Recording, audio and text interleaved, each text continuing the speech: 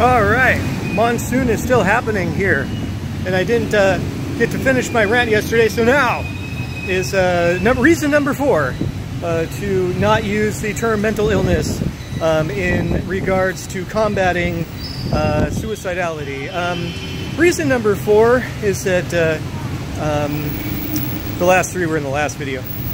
Reason number 4 is that when you use the term mental illness, one of the things it imports to is sort of a medical model of variety or modality of way of understanding distressing states of mind.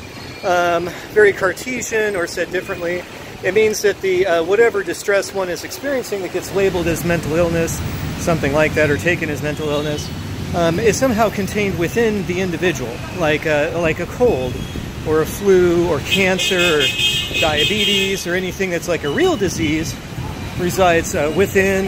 And so that's kind of how a lot of people think about mental illness, is that my depression is somehow in here, somehow located in my brain organ.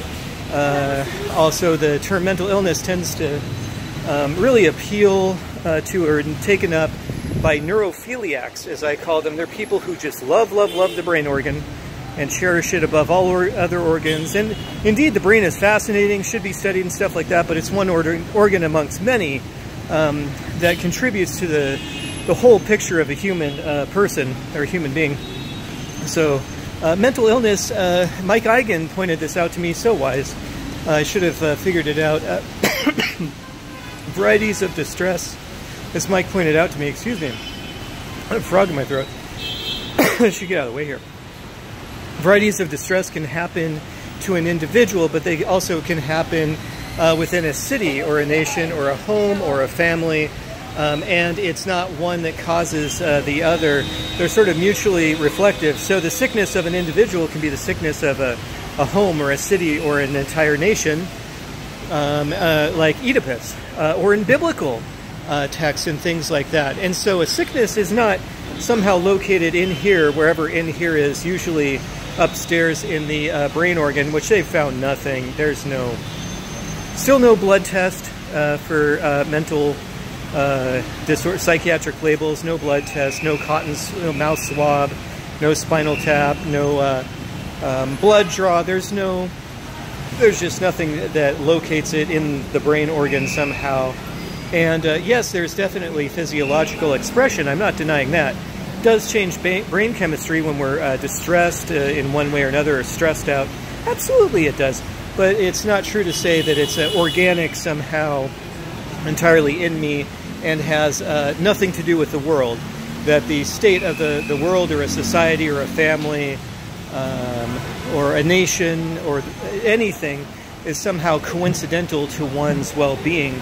So this is sort of just a hint that I would give as to how to, the question is posed to me after I posed the last video, like, well then how do you approach it? And I'll just put a kind of a notation out there that, well, one of the ways to do it is to stop throwing things at it that we know don't work. More and more people are committing suicide. More and more people are going on permanent disability for psychiatric reasons. More and more people, mental illness, whatever that may be, seem to be on the rise and not decreasing as a result of having 100 years of psychiatry, psychoanalysis, and psychotherapy, and counseling, and social work, and case management, etc., etc., etc. So, I mean, let's, some of those things work for some people, and for that reason, keep them. I think that that's awesome. But clearly, overall, those things aren't stopping or slowing down anything. It's actually getting worse, and a lot worse, not just like incremental creeping up, a lot worse and fast. So one way is, let's not keep working, throwing, it's like throwing money at something. You know that if you've ever tried it, throwing money at something to fix your situation, whether it's you or me as an individual doing it, or a nation, or anyone, throwing money at things just doesn't fix shit, because money always goes faster than you anticipate, and it's never enough. 2 facts about money. And then, you know, the second thing that I would pose is that, you know, varieties of illness are not somehow located within me, or you, or the individual, that they actually have to do with the world. So if we're going to change how we approach suicidality, let's not keep doing what isn't working, and hoping that if we do what's not working more, somehow it will reverse itself into a working situation. That's psychotic. And the second thing is, let's look to different notions of what distress is, and you know, suicidality and things like that, and get honest. I think I'll toss in an impromptu like third thing.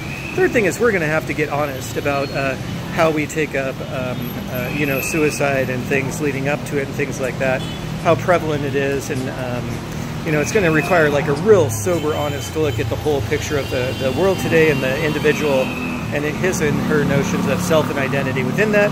And with that, I'm going to go buy Sumner a pacifier and get going into the SM here. Hope everyone's having a beautiful day.